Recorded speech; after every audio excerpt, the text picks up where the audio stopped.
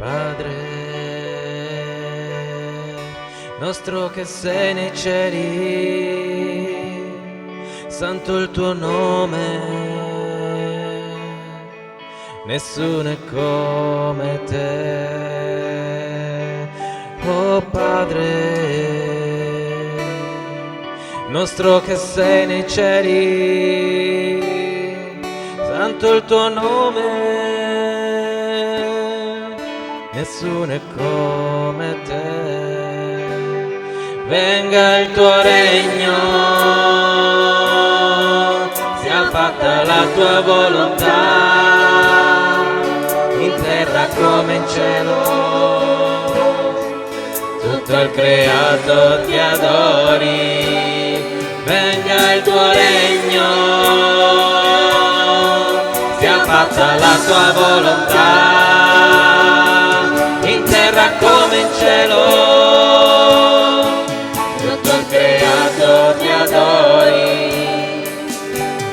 Dacci oggi il nostro pane, ho fame di te, tu sei la fonte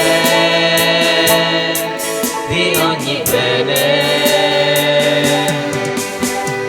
e perdona il mio peccato e guarito io sarò. Aiutami a perdonare. Venga il tuo regno, sia fatta la tua volontà, in terra come in cielo, tutto il creato ti adori. Venga il tuo regno, sia fatta la tua volontà, in terra come in cielo, tutto il creato ti adori. Non esporci alla tentazione, libero io sarò da ogni male che mi seduce. Venga il tuo regno,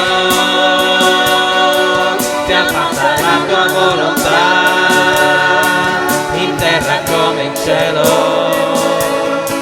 tutto il creato ti adori. Venga il tuo regno, sia fatta la tua volontà, in terra come in cielo, tutto il creato ti adori. Venga il tuo regno, sia fatta la tua volontà, in terra come in cielo, tutto il creato ti adori. Venga il tuo regno, sia fatta la tua volontà, in terra come in cielo, tutto il creato ti adori.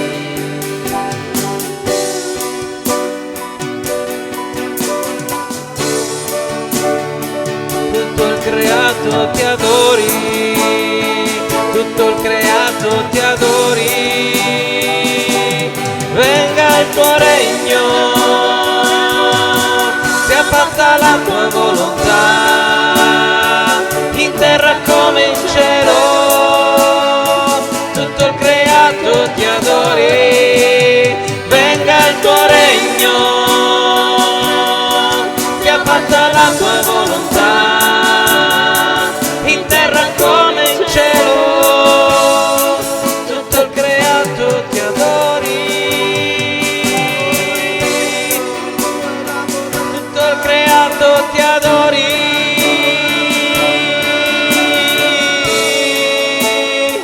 Tutto il creato ti adori, perché tu è il regno, tu è la potenza, tu è la gloria, in eterno amen. Tuo è il regno, tu è la potenza, tu è la gloria, in eterno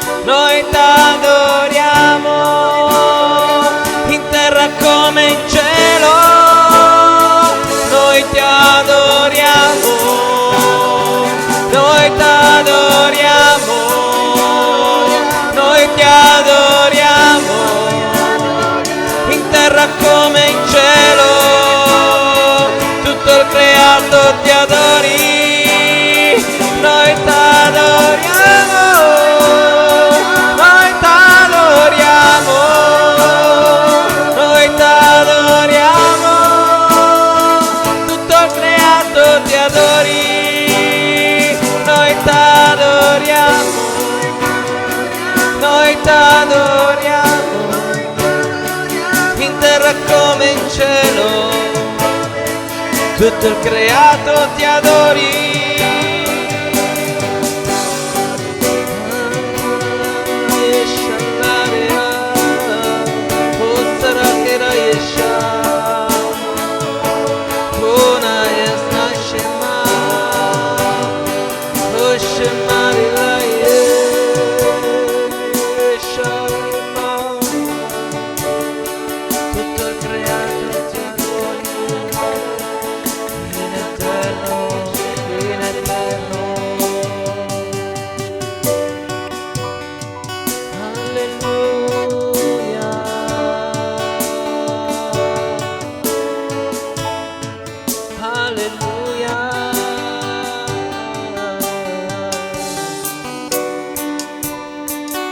Degno, Signore, della lode e della gloria. La tua unzione, Signore, si espande in mezzo a noi, la tua gloria scende. Sei meraviglioso, Signore, la tua presenza vivifica il nostro cuore. I nostri pensieri vengono rinnovati, i nostri pensieri vengono guariti, sciolti. La tua presenza è un miracolo in mezzo a noi.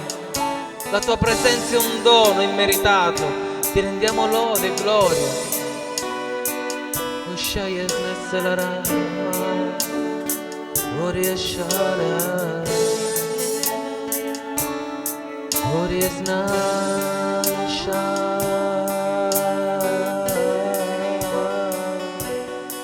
Hallelujah, hallelujah,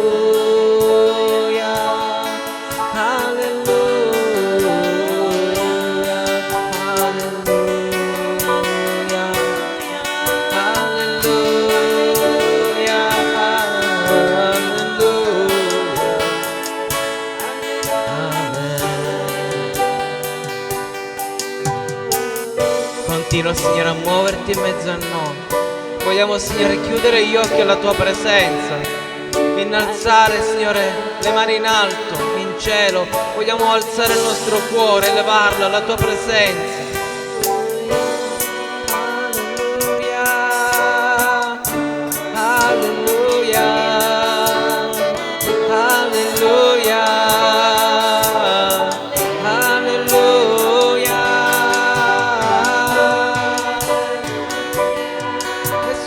Come te, Padre nostro, che nei cieli scende su noi. Alleluia,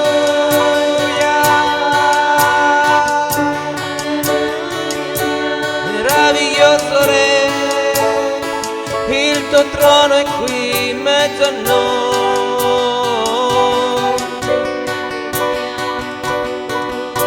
La gloria dei cieli è su di noi, la gloria dei cieli è in mezzo a noi. Oh, noi ti lodiamo e ti esaltiamo insieme agli angeli del cielo. Noi gridiamo alleluia. Alleluia.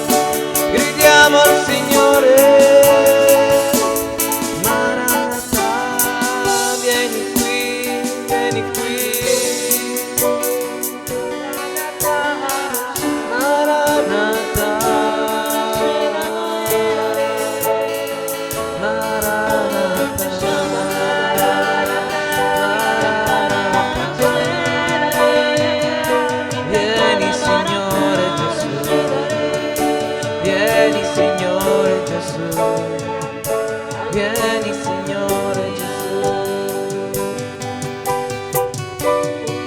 Shayas Naisara Yasana Keramai Veshada. Oneyas Naisara Ramai Yeshesh. Oneya Shalara Yasna Isakira. Oria Shalara Yasnaini. Passa veloce il messaggero, dice il Signore, per lasciare un lieto annunzio. Passa veloce, coglietelo questo lieto annunzio. Shayas Naisse Kedaya Laramai.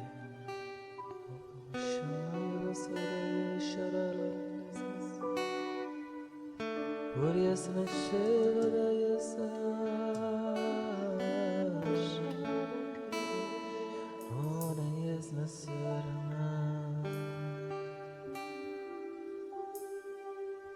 Meraviglioso Signore. Continuiamo ad adorarlo in spirito e verità. Continuiamo ad adorare il Signore, il Re dei cieli, il Signore dei signori, il glorioso, colui che domina. Oria Shadayas Naiseraele Remaveva Yashidin Yasnaisera. Yesera Yashivara Yasnaisikidimaya. Grazie Signore, gloria a te Signore. Venga il tuo regno, venga il tuo regno, venga il tuo regno, venga il tuo regno, venga il tuo regno, venga il tuo regno su di noi, venga il tuo regno, Re dei Re. Venga il tuo regno, venga il tuo regno,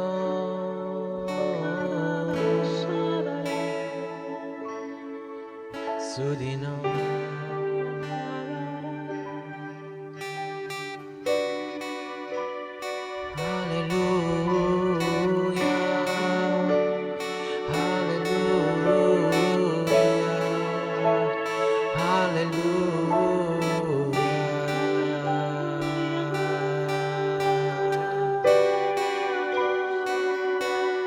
Vieni Spirito, vieni Spirito, vieni su di noi. Vieni Spirito, vieni Spirito, vieni Spirito, in mezzo a noi. Vieni Spirito, vieni Spirito, vieni Spirito, dentro di noi.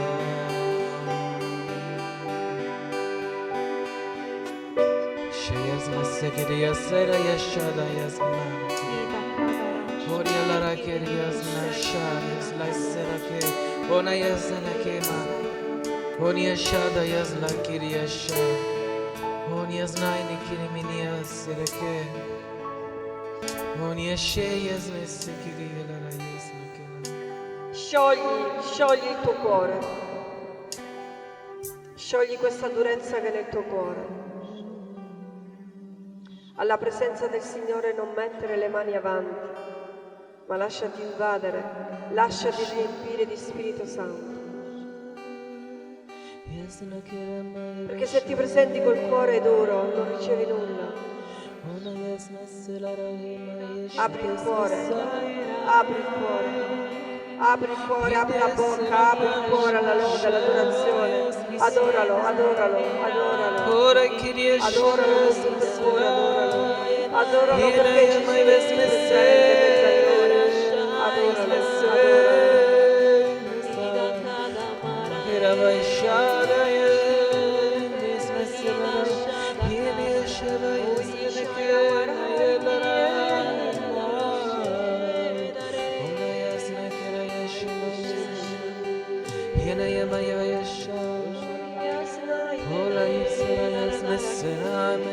Shava yasnesalara yanikin yasnesalara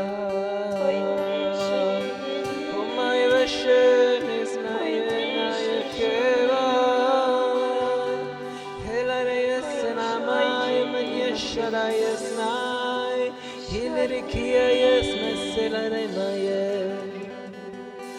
Helare yasnesalara yeshara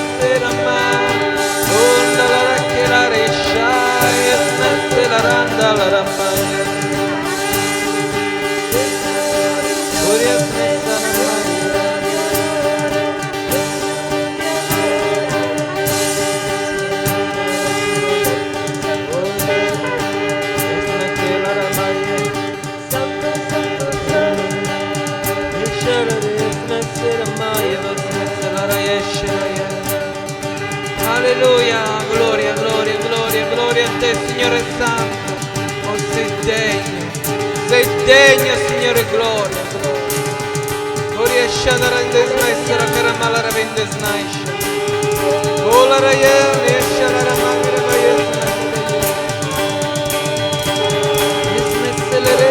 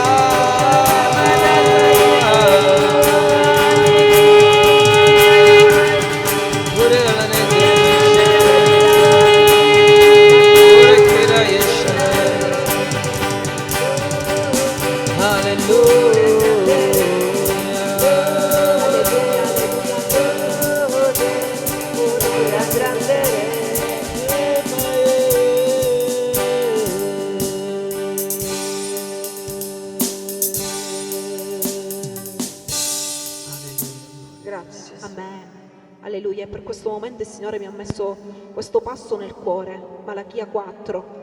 Poiché ecco il giorno viene, ardente come una fornace, allora tutti i superbi e tutti i malfattori saranno come stoppia. Il giorno che viene li incendierà, dice il Signore degli eserciti, e non lascerà loro né radice né ramo. Ma per voi che avete timore del mio nome spunterà il sole della giustizia, la guarigione sarà nelle sue ali, voi uscirete e salterete come vitelli, fatti uscire dalla stalla, voi calpesterete gli empi, che saranno come cenere sotto la pianta dei vostri piedi, nel giorno che io preparo, dice il Signore degli eserciti. Amen, alleluia. Alleluia.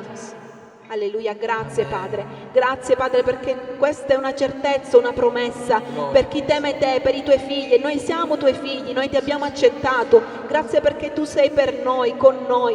Alleluia, grazie perché tu fai spuntare il sole della giustizia. Noi non dobbiamo preoccuparci, la vendetta non spetta a noi, ma quella giusta appartiene a te. Noi vogliamo fidarci e dipendere da te, Padre. Grazie perché tu annunci guarigioni, liberazioni. Grazie perché ci sarà chi camminerà, chi sarà libero di saltare nelle proprie gambe. Grazie, grazie. Noi ti ringraziamo anticipatamente, Signore, per le meraviglie e per i prodigi che i nostri occhi vedranno. Alleluia, alleluia. Grazie perché tu sei un Dio buono e un Dio grande. Alleluia, amen.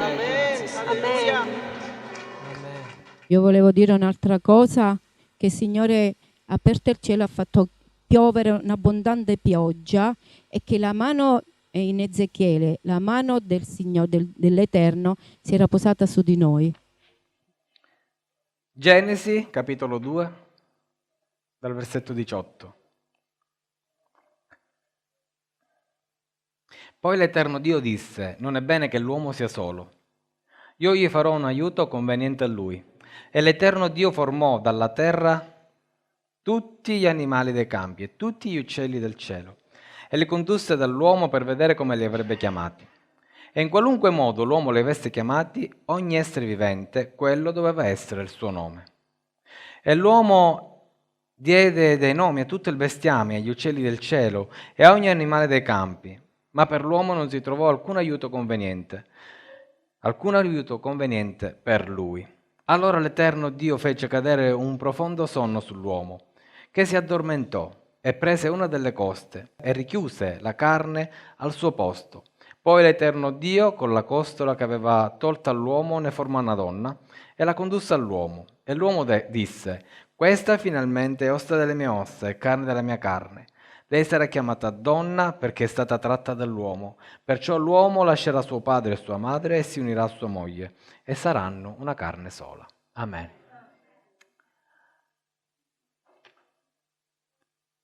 Questa notte ho fatto un sogno. Oggi devo predicare tutta un'altra cosa.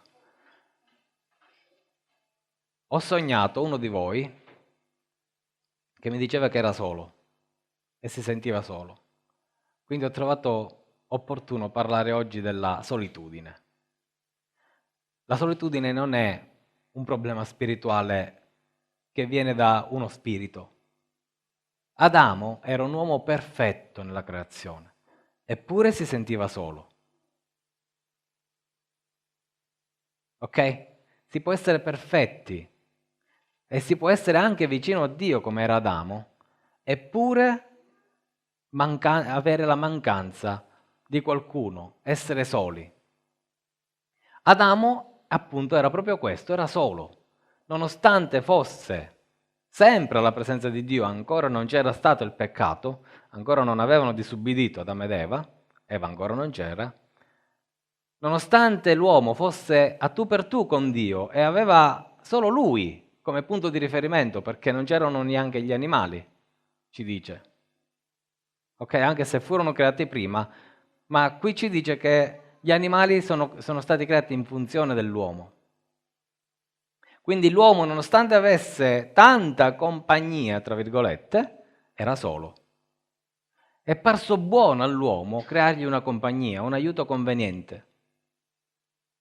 E quindi che cosa ha fatto? Lo ha addormentato, ha tolto una costola dal suo petto e ha formato la donna. Qualcuno che era uguale a lui, che era simile a lui, qualcuno che era carne della sua carne e sangue del suo sangue, ossa delle sue ossa.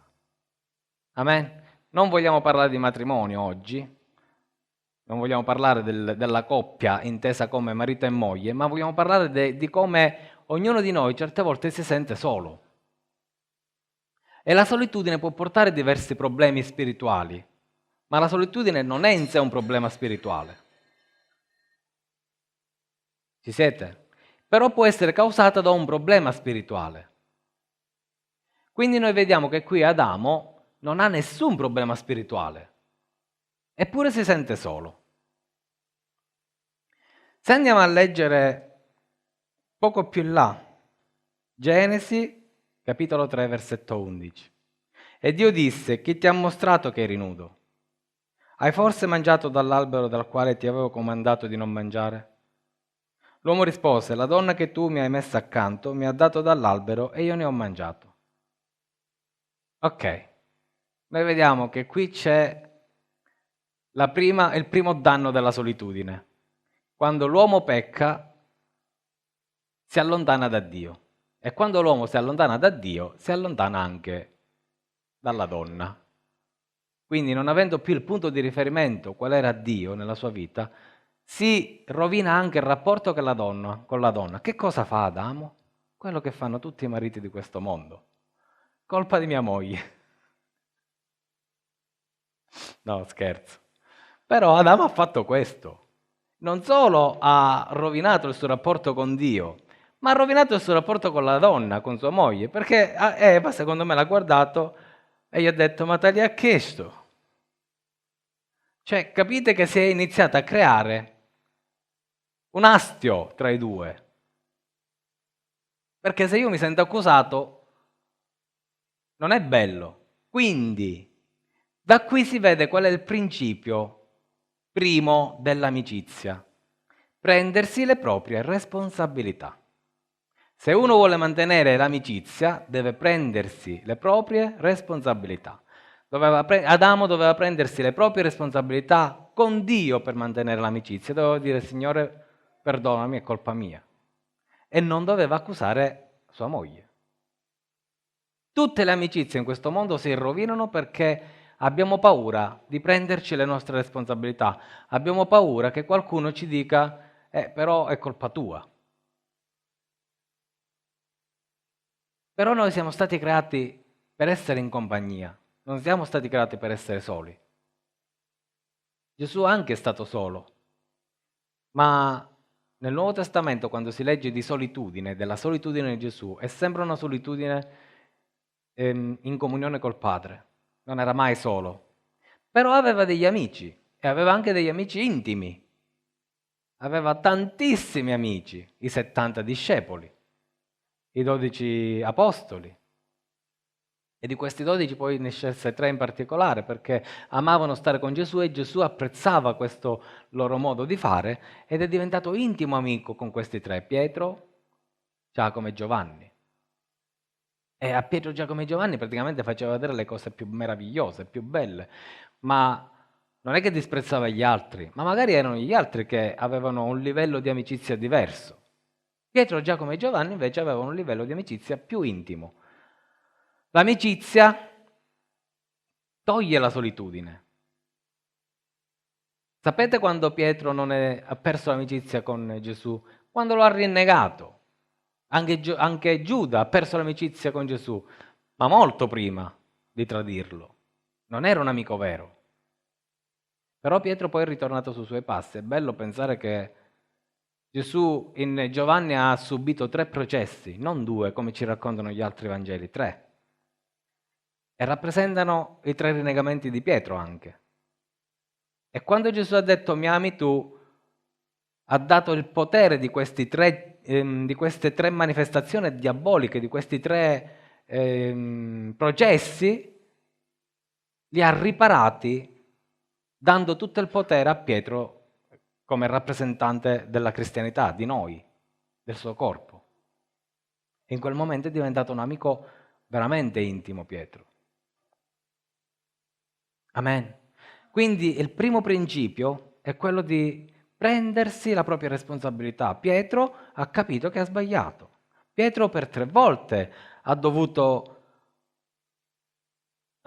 chiedere scusa, tra virgolette. Per 3 volte si è dovuto pentire, ma nella misura in cui noi ci pentiamo, nella misura in cui noi prendiamo su di noi le nostre responsabilità, noi ci avviciniamo al nostro amico. Amen? Quindi, la solitudine è una condizione mentale. Noi pensiamo di essere soli, anche se poi in realtà non lo siamo soli. Guardate che cosa dice Davide, Salmo 25, versetto 17. Le angosce del mio cuore sono aumentate, liberimi dalle mie avversità, Vedi la mia afflizione e il mio affanno, perdona tutti i miei peccati. Quindi, povero Davide,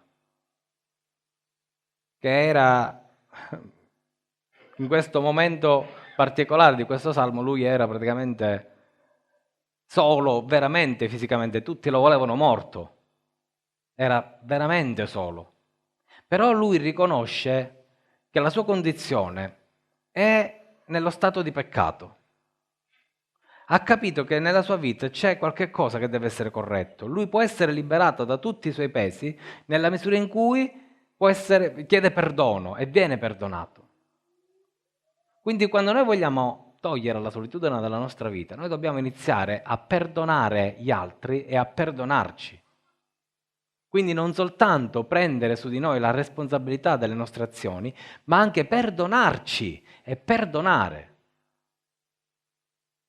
Tu non puoi avere amici se non perdoni il tuo amico. Resterai una persona sola nella misura in cui tu non perdoni. Ci siete? Ma dice, ma l'altro non mi perdona. Ok, questo è il solito discorso dell'altro lo fa, non lo faccio neanche io, ma non funziona così nel regno dei cieli, è proprio sbagliato a prescindere. È proprio il contrario, io perdono. Se l'altro non mi perdona, non fa niente, non è un problema tuo, ma tu devi perdonare. Non solo, perché se tu dai l'esempio, qualcun altro vedrà il tuo esempio e seguirà il tuo esempio, magari proprio quella persona che che ha ricevuto il perdono. Amen. Amen. Quindi devi perdonare a 360 gradi.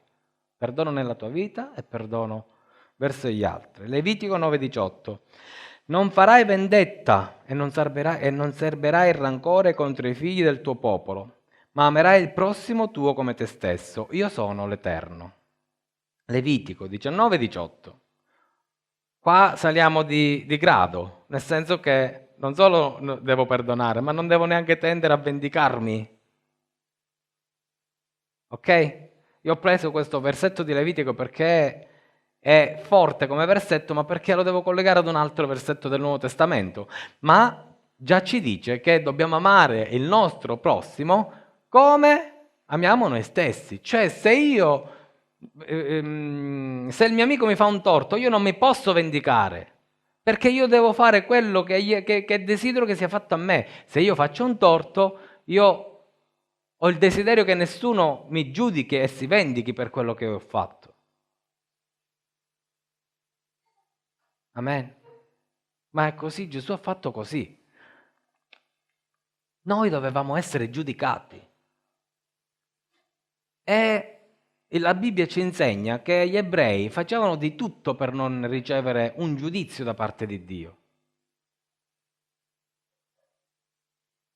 Facevano di tutto per seguire quella legge in modo tale che non potevano essere giudicati sempre secondo la legge. Ma hanno dimenticato che dovevano amare prima di avere paura, perché la legge ti portava paura e quindi dovevano prima di tutto amare. Se noi non amiamo come noi stessi, cioè come io amo me, non amo te, io tendo a vendicarmi e se tendo a vendicarmi tendo a restare solo. Le persone più sole di questo mondo sono quelle che giudicano sempre e che se hanno la possibilità te la fanno pagare. Al massimo trovano qualcun altro come loro fino a quando tra di loro non succede chissà che cosa e litigano anche tra di loro.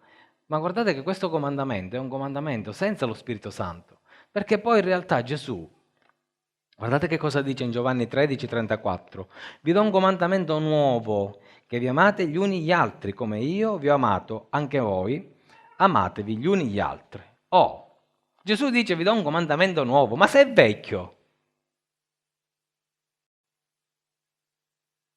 è vecchio, non è nuovo. Levitico è più vecchio di quanto pensiamo. Il comandamento nuovo di Gesù qual è? Come io ho amato voi. Questo è il comandamento. Amatevi gli uni gli altri come io ho amato voi, come Dio ha amato noi. E in questo preciso momento gli apostoli percepiscono che questo tipo di amore è un amore che li rende amici, intimi. L'uomo ha bisogno di abbracci, di baci, di carezze. Dio, che era spirito e si presentava in spirito ad Adamo, non poteva accarezzarlo nella misura in cui lo poteva accarezzare Eva. Noi siamo fatti per non essere soli. Questo non vuol dire che avere Dio con noi è sufficiente per la nostra salvezza, ma Dio vuole che noi abbiamo amicizie intime, amicizie importanti, vere, genuine. Dio non vuole la solitudine nella tua vita, perché la solitudine porta problemi grossi. Quando Gesù dice amatevi gli uni gli altri, lo dice perché sa che se ci amiamo gli uni gli altri evitiamo problemi grossi. Mosè. Ma lo sapete quanti problemi aveva Mosè? E se non lo sapete, neanche ve lo dico. Ora ve lo dico, ma non ora. Certo, nell'isolamento ci sono tanti problemi, ora ci arriviamo. Isaia 35,1: il deserto e la terra arida si rallegreranno, la solitudine gioirà e fiorirà come la rosa. Dillo con me, la solitudine fiorirà.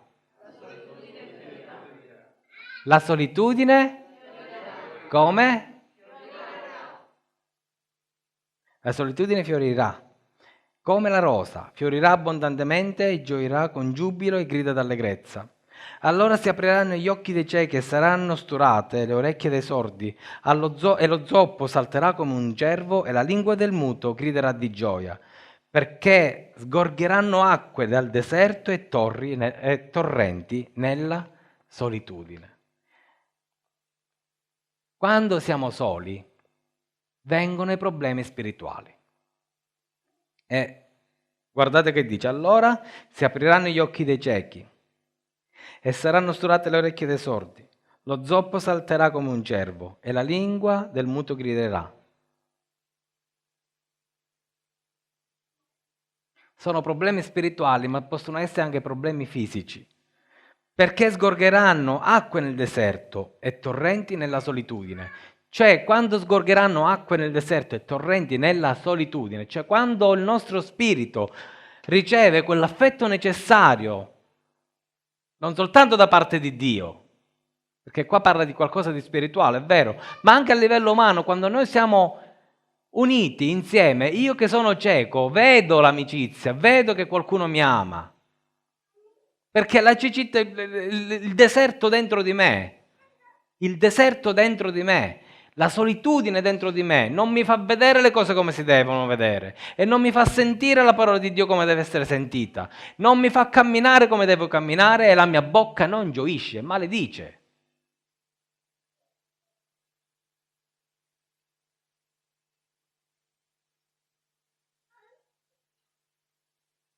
Ci siete? Quando noi abbiamo amicizia, quando noi abbiamo comunione tra di noi.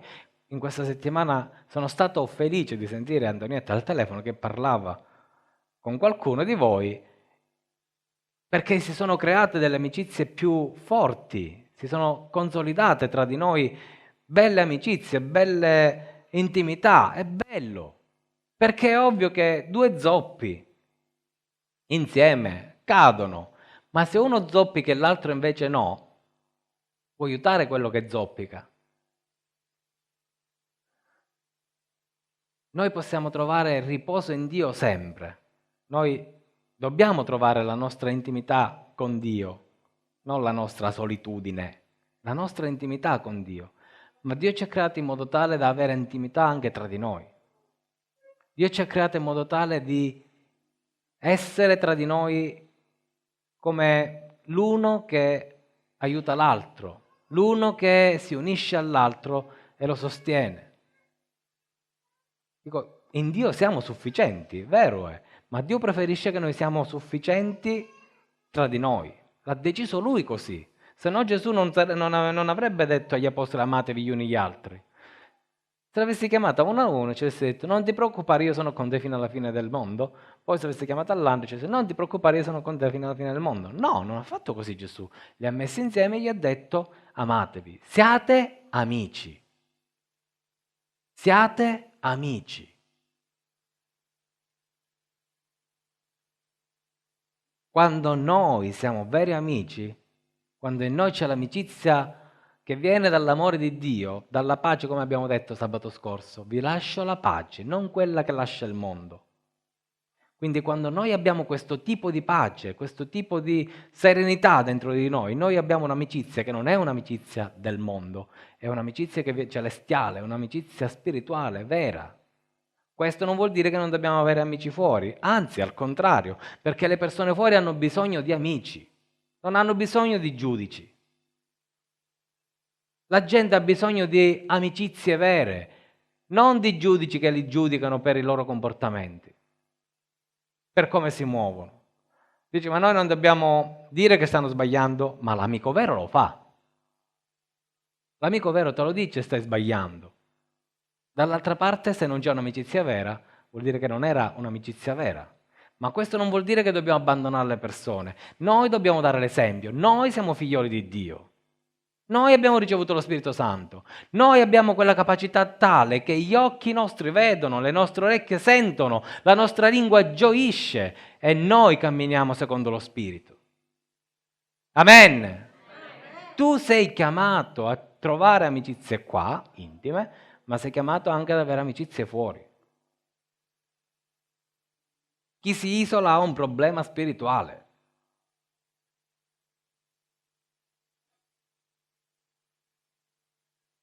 Dunque,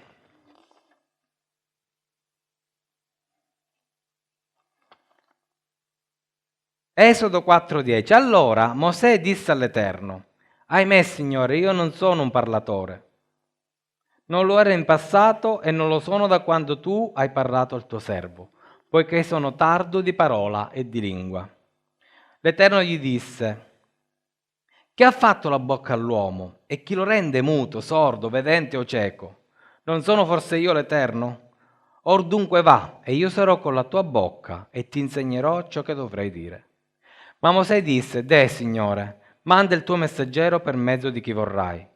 Allora l'ira dell'Eterno si accese contro Mosè e gli disse: non c'è forse Aronne tuo fratello, il Levita? Io so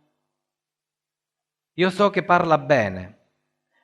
Ora ecco, egli esce ad incontrarti. Come ti vedrà si rallegrerà di cuore. Tu gli parlerai e metterai le parole nella sua bocca, e io sarò con la tua bocca e con la sua bocca e vi insegnerò quello che dovrete fare. Egli sarà il tuo portavoce al popolo, così egli sarà per te la tua bocca e tu sarai per lui come Dio. Ecco, quando noi facciamo incavolare Dio non scaglia pietre e lampi e tuoni su di noi, ci dà la soluzione. Sappiamo che questo poveretto Mosè, probabilmente era balbuziente, non è detto. Qua ci dice la parola che era tardo nel parlare, forse doveva ragionare sulle cose prima di dirle. Non lo sappiamo, aveva un problema. Ok? Quanti di noi hanno problemi? Tantissimi. Perché Dio non l'ha guarito? Perché Dio non l'ha liberato? Ammesso e concesso che era balbuziente, che aveva questo spirito di balbuzia, perché Dio non l'ha liberato da questa balbuzia? Qualsiasi fosse il suo problema, perché Dio non l'ha risolto? Perché era cattivo? Ma quando mai? Perché Mosè aveva bisogno di un amico. Mosè, dì la persona accanto a te, Mosè aveva bisogno di un amico.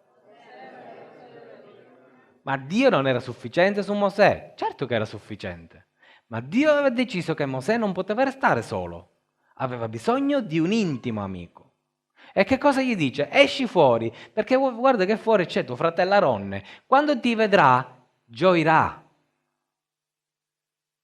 Vedete, in un momento di 5 minuti che gli è preso a Dio, Gli ha detto, ma tu che ti preoccupi a fare?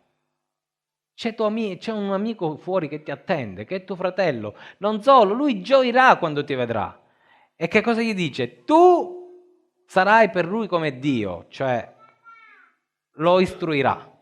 E lui sarà per te la tua parola. Gli amici si completano, si aiutano, si danno sostegno. E non è una cosa che ho deciso io oggi, è Dio che l'ha decisa. Perché nell'unità del corpo c'è la libertà. Nell'unità del corpo c'è chi mi può aiutare a correggere i miei errori, come io posso aiutare voi a correggere i vostri errori. Tra di noi possiamo correggere i nostri errori. Uno che è solo farà solo danno, non ne può fare bene. Sapete perché? Perché se Mosè fosse andato da solo davanti al faraone, perché ci andava con Aronne, scordatevi i film che vedete in TV, ok? Raccontano la storia in maniera molto bella, poetica, ci mettono tutto il fascino colorato, esatto. La realtà è che ci andava con Aronne, punto, quella è la realtà. Se lui parlava col faraone, faceva una brutta figura, perché aveva questo problema nel parlare. Ma Dio non voleva che lui facesse una brutta figura, Dio voleva che lui avesse un amico accanto che lo aiutasse anche quando doveva parlare. Ecco perché Dio ha creato l'uomo e la donna insieme, perché l'uno completa l'altro. Quando dice aiuto convenevole, lo sapete chi è l'aiuto convenevole? Un altro aiuto convenevole dentro di noi, è lo Spirito Santo. Paraclito vuol dire anche aiuto convenevole. Lo sapevate? Paracletos vuol dire colui che ti sostiene, ma vuol dire anche aiuto convenevole. Questo quindi ci dà anche l'idea che la donna non è inferiore all'uomo, se no lo Spirito Santo sarebbe inferiore all'uomo, non è così. Aiuto convenevole. Noi abbiamo bisogno di un amico accanto a noi, di un'amicizia vera. Non c'è uno spirito di solitudine, c'è uno spirito di follia dentro di noi che ci fa vedere gli altri come nemici o ci fa vedere noi come superiori agli altri. Ve l'ho detto l'altra volta, quando uno sta in alto ha la possibilità di scendere e di farsi uguale agli altri. In India credo che ci sia stato un re, non mi ricordo il nome, però la storia è bella. Questo re si è voluto togliere gli abiti e ogni giorno andava a comprarsi il pane in una bottega e chiacchierava con quello della bottega. Un giorno, 2 giorni, 3 giorni, finché si è stretta un'amicizia tra di loro. Sono diventati intimi amici. Questo re è arrivato a un certo punto e gli ha dovuto dire chi era, sempre per amore dell'amicizia. E gli ha detto, guarda, io sono il re. Cosa vuoi che ti faccio? Sai, ti posso dare un buon lavoro, ti posso dare una bella casa, ti posso dare tutto quello che vuoi. E questo uomo, questo panettiere, lo guarda e gli dice, ma io già ho ricevuto quello che mi serviva, la tua amicizia. Non è quello che ha fatto Gesù nella nostra vita, ci ha dato la sua amicizia. E noi dobbiamo dare la nostra amicizia agli altri. Gesù, Dio, certe volte noi pensiamo che Dio è sufficiente a se stesso, nel senso che non ha bisogno di niente. Ok? Se noi ci fossimo, o meno, Lui sussisterebbe lo stesso, vivrebbe la sua eternità uguale. Però nel suo cuore ha trovato la necessità di dare la sua amicizia a qualcuno. E ha creato noi. In quanto noi a immagini di Dio, anche noi abbiamo la necessità di dare la nostra amicizia e di ricevere l'amicizia.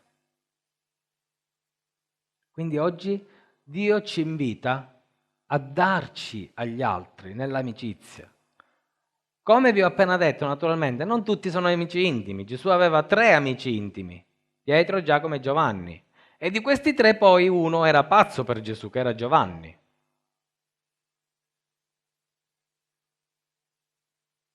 Ci siete? Giovanni è stato l'unico che è stato con Gesù fin sotto la croce. Ha seguito i processi. Ha dato la possibilità a Pietro di entrare nella casa di Anna Vi ricordate? Perché aveva le sue amicizie Giovanni.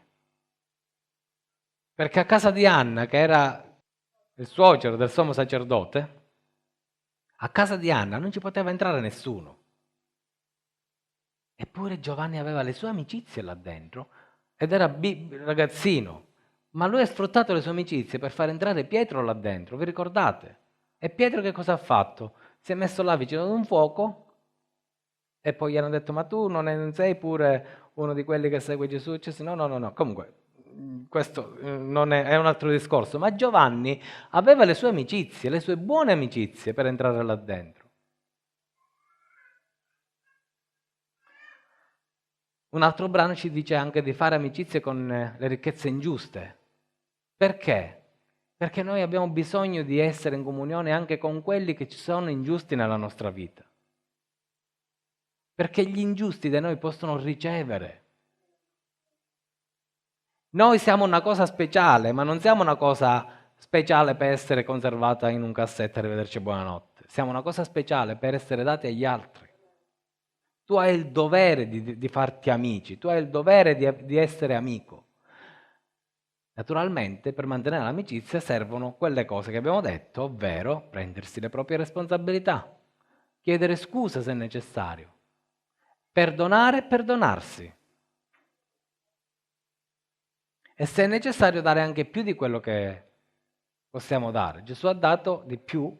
Che cosa ha dato di più? Gesù è andato oltre l'ama il prossimo tuo come te stesso. Gesù è andato oltre. Lui ha detto: amatevi come io vi ho amato, cioè lui è morto per loro. Se è necessario, ricevi anche la morte, nel senso figurato naturalmente, va bene? Se un amico ti uccide in quel momento, va bene, pazienza. Sapete quanti ce ne sono coppie che si spasciano, ma magari all'interno di una coppia c'è la moglie o il marito che per amore del coniuge lo lascia andare. Riceve questa morte, questa crocifissione. Ma nel mondo succede quello che succede, ma qua succede che Dio vede quello che noi facciamo, vede la nostra morte, vede e provvede al nostro sanamento. Amen. Quindi impara a chiedere scusa alle persone, impara a perdonarti, impara ad avere consapevolezza dei tuoi errori e chiedi scusa. Non fare come Adamo. Adamo aveva una bella compagnia, cioè era sempre alla presenza di Dio, e ha perso quella presenza, sì, perché ha disubbidito, ma probabilmente se avesse detto: Signore, perdonami, scusami, le cose sarebbero andate diversamente. Invece ha deciso di separarsi da Dio. E si è rotta l'amicizia. Non rompiamo le amicizie. Dio ci ha messo in questo mondo, anche se non siamo di questo mondo, perché le persone di questo mondo devono uscire da questo mondo per essere messe nel regno dei cieli. Amen. Quindi,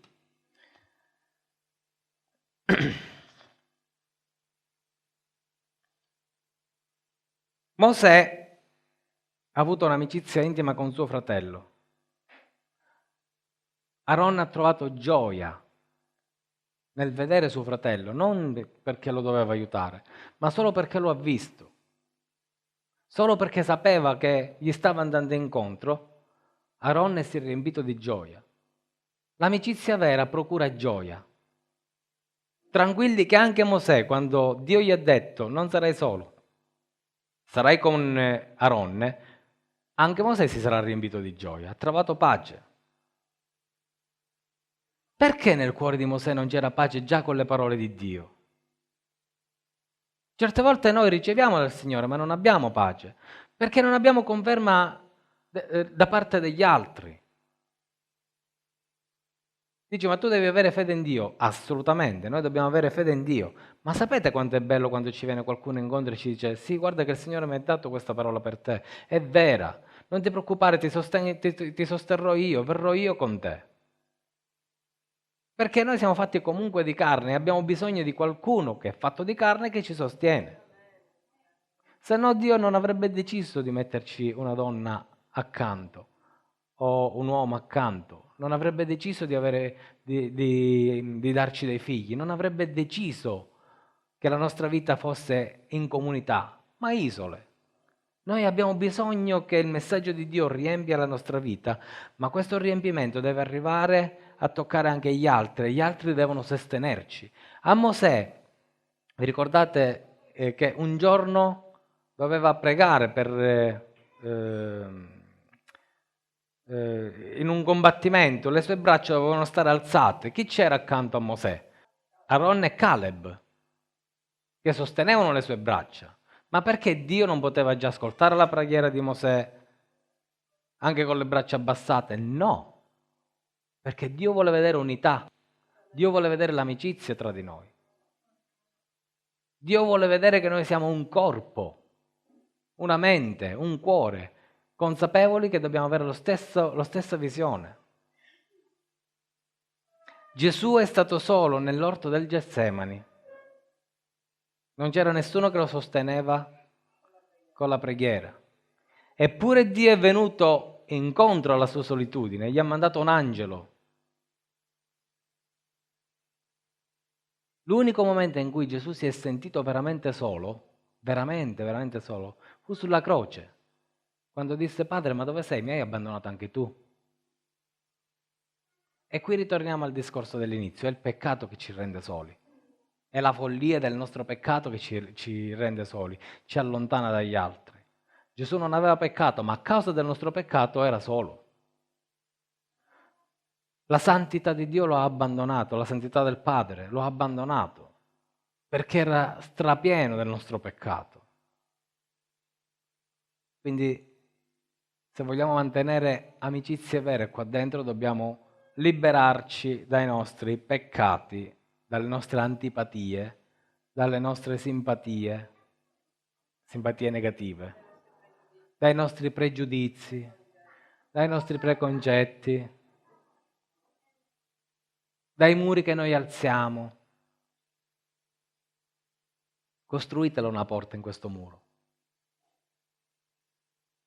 Perché nella misura in cui, sapete che cosa ha detto Gesù un giorno? Il mondo vi riconoscerà da come vi amate. Il nostro livello di vita spirituale si vede da come ci amiamo. Il nostro livello di vita spirituale si vede da quanto siamo amici. Non soltanto tra di noi, ma anche nel mondo. Amen? Amen. Ok. Quindi ci vogliamo alzare e vogliamo rinunciare ad ogni preconcetto, vogliamo rinunciare ad ogni pretesa di avere sempre ragione. Anche se ce l'hai la ragione, come dice l'antico, me la mangio squadata. Ce l'avevi come? Aspetta, no, mia suocera diceva: la ragione ce l'hanno le sciecche. Ma non è un detto sbagliato, nel senso che sì, tu puoi avere ragione, ma che può fare? Non combini niente. Non combini niente, cancella e vai avanti. Gesù aveva ragione, eppure ha fatto finta di avere torto per mantenere l'amicizia con noi. Amen. L'avete capita? Gesù, nonostante avesse ragione, ha fatto finta che aveva torto pur di mantenere la relazione con noi. Amen. Signore, noi ti vogliamo ringraziare, ti vogliamo lodare. Questa sera, Signore, noi vogliamo distruggere dentro di noi ogni preconcetto, ogni muro che noi alziamo verso i nostri fratelli, verso le persone di fuori. Vogliamo, Signore, liberarci da ogni forma di solitudine, da ogni forma di deserto dentro di noi, da ogni forma, Signore, accanita di avere ragione sempre. Vogliamo togliere, Signore, la solitudine dalla nostra vita, perché questa solitudine ci porta a essere ciechi, sordi, muti, zoppi. Signore, vieni dentro di noi. Il primo nostro grande amico devi essere tu. La prima nostra fonte di ispirazione devi essere tu. Vieni col tuo spirito dentro di noi, Signore. Non vogliamo scambiarti come una stampella. Nel momento del bisogno ti abbiamo come stampella. No, Signore, questa non è amicizia. Vogliamo, Signore, trovare intimità con Te, vogliamo avere un'amicizia vera con Te, vogliamo scoprire, Signore, un'intimità profonda alla Tua presenza, con Te. Vogliamo, Signore, aprire i nostri occhi, sentirci bene, parlare, Signore, delle Tue opere, correre spediti. Vieni, Spirito Santo, rivelati con grandezza e maestà, rivela la Tua amicizia alla nostra vita con grandezza e maestà. Come Tu non sei la nostra stampella, Signore, sappiamo e vogliamo interiorizzare che neanche noi siamo la Tua stampella. Tu non ci cerchi perché hai bisogno di noi per parlare al mondo. Tu ci cerchi perché hai bisogno di noi per fare comunione con noi, per essere amici. Tu cerchi amici, Signore. Ecco, Signore, Tu sei la nostra prima grande fonte di ispirazione, il nostro vero grande amico, che mai ci tradirà, a cui non dobbiamo nascondere niente.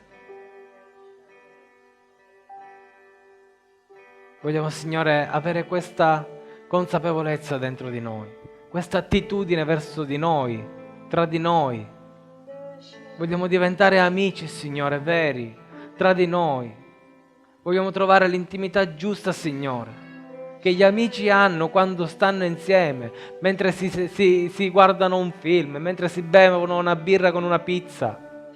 Signore, vogliamo trovare intimità tra di noi, conoscerci. Vogliamo, Signore, distruggere e demolire tutte quelle sciocchezze che ci separano, sciocchezze che vengono dal nostro orgoglio, perché non sappiamo chiedere scusa, non sappiamo chiedere perdono, non sappiamo dire sì, ho sbagliato. Signore, insegnaci a chiedere scusa. Insegnaci, Signore, a mettere da parte le nostre ragioni, pur di mantenere l'amicizia tra di noi, che siamo figli di Dio, che non ci unisce solo un sentimento umano, ma ci unisce il Tuo sangue, Signore. Siamo uniti da un vincolo di sangue. Questo vogliamo dentro di noi, Signore. Riscoprire questo vincolo di sangue dentro di noi, del Tuo sangue, Signore.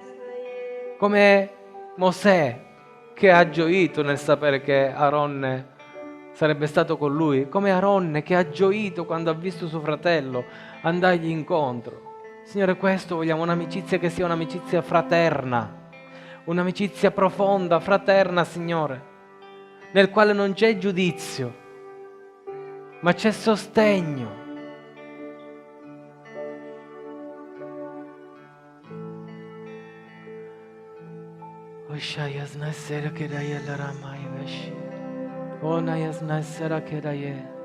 Vogliamo, Signore, coltivare anche le amicizie fuori dalla Chiesa. Vogliamo, Signore, trovare le persone, condividere con loro la nostra vita, la vita che Tu ci hai dato e ci hai donato. Vogliamo essere luce del mondo, sale della terra. Vogliamo che il mondo ci guardi e dica: ecco, loro sì che sono figli di Dio, perché si amano profondamente, perché amano profondamente. Signore, noi vogliamo amare le persone, vogliamo essere loro amici.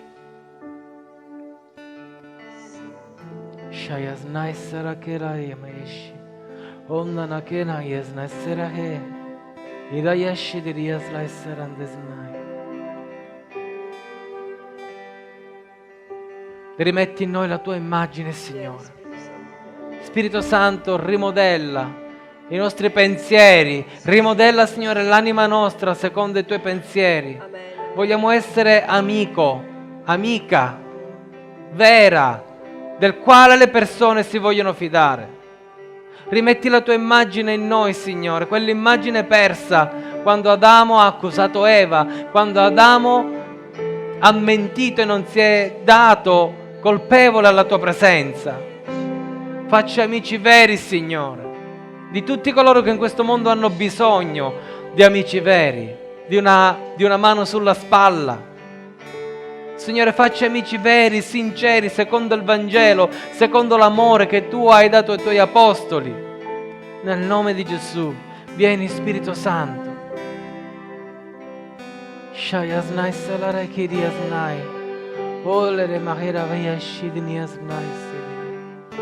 Gloria a te, Signore Santo, tu sei degno della lode, della gloria, dell'onore, sei degno, Signore, sei potente e benedetto in eterno.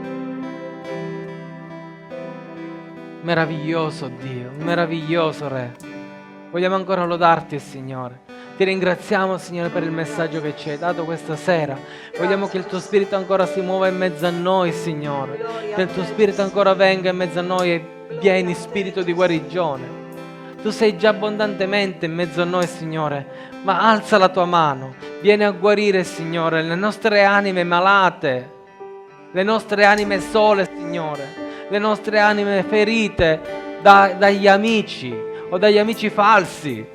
Vieni a guarire, Signore, i nostri pensieri, i nostri ricordi da quelle persone, da quegli amici che si sono detti amici, ma ci hanno ferito, hanno lacerato la nostra anima. Vieni a guarirci, Signore, perché queste ferite ci bloccano verso altre amicizie. Vieni, Spirito Santo, libera la nostra anima, guariscici, Signore, guariscici, libera, Signore. Non facci vedere tutti alla stessa maniera, tutti nemici, Signore, no, Signore. Apri i nostri occhi e le nostre orecchie, apri la nostra bocca, Signore. Guarisci le nostre gambe affinché possiamo fare e dire quanto è grande la tua amicizia nei nostri confronti, quanto può essere grande la nostra amicizia verso il mondo. Vieni, Spirito Santo, nel nome di Gesù. Liberaci da ogni male. Ogni malattia che ci viene dalla solitudine, Signore. Fai passare l'acqua dello Spirito Santo. Fa, Signore, che questo deserto germogli, che la solitudine fiorisca dentro di noi nel nome di Gesù.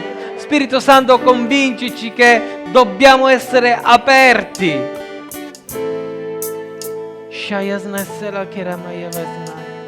Per essere guariti dobbiamo essere riempiti. Per essere guariti,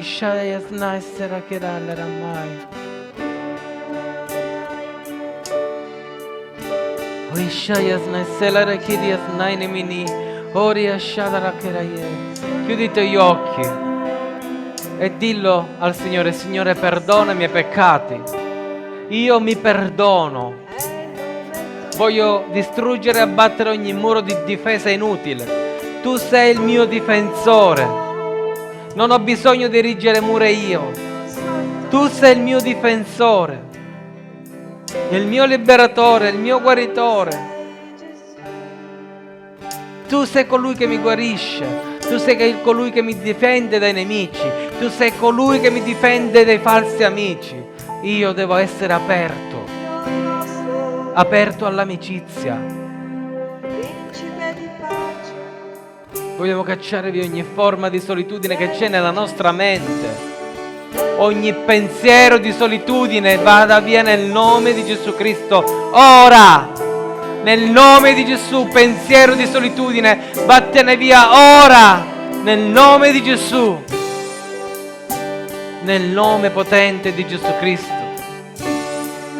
Oyashada yasna selara kida yasma shabala. Onda la rakena yasnai. Gloria a te, Signore Santo. Vogliamo vivere veramente questa comunione fraterna, questa comunione con Gesù, questa intimità con Gesù e questa intimità tra di noi. Vogliamo fare come Gesù ha fatto. Gesù era intimo con i suoi.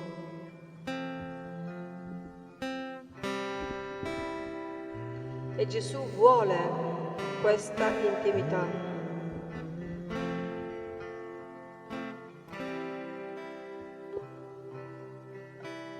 Liberiamoci completamente di ogni pregiudizio, di ogni preconcetto, di ogni pensiero sbagliato, di ogni pensiero negativo, di ogni puntare il dito, di ogni inimicizia, di ogni mormorare, di ogni mormoria. Tutto ciò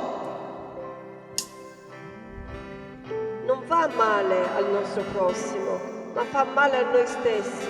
Siamo noi che arrechiamo danno a noi stessi, mormorandoci, pregiudicando, puntando il dito,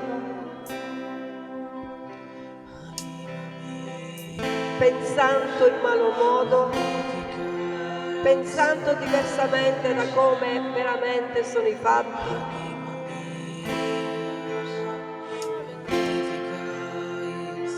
Gesù cerca amici veri e Gesù vuole che ci sia amicizia vera. Lasciamo veramente agire Gesù nella nostra vita. Ricerchiamo il suo amore, ricerchiamo il suo perdono. Amiamoci, amiamo noi stessi, amiamo il nostro prossimo come noi stessi, come Gesù ci ha insegnato. Il mondo va a rotoli per questo motivo, perché non esistono più. Non esiste più né moralità, né altruismo, né valori veri. Esiste semplicemente tornaconto, denaro, supremazia.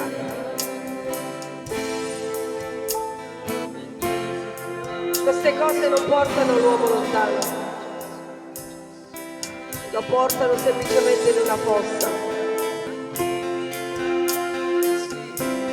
Possono sì gioire per un breve momento, ma alla fine la fossa è l'attenta. Ma distacchiamoci da queste immoralità, da questi pensieri malsani, da tutto ciò che fa il mondo. Adeguiamoci ai pensieri di Cristo, perché i pensieri di Cristo ci portano vita e vita in abbondanza, ci portano nei cieli e ci portano nel suo regno e ci portano a vivere bene anche in questo mondo, nel nome suo. Anima mia, magnifica il Signore. Anima mia, magnifica il Signore, perché ha fatto grandi cose. Anima mia, magnifica il Signore. La sua misericordia dura in eterno ed il suo braccio opera potentemente.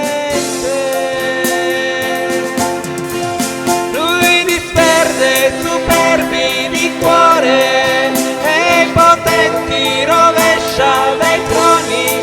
Anima mia, magnifica il Signore. Anima mia, magnifica il Signore. Anima mia, magnifica il Signore, perché ha fatto grandi cose. Anima mia, magnifica il Signore. Innalza gli umili in alto fino a sopra i cieli, ricolma di beni quelli che hanno fame, e a mani vuote lascia andare i ricchi, egli dona soccorso a Israele. Anima mia, magnifica il Signore. Anima mia, magnifica il Signore. Anima mia, magnifica il Signore, perché ha fatto grandi cose.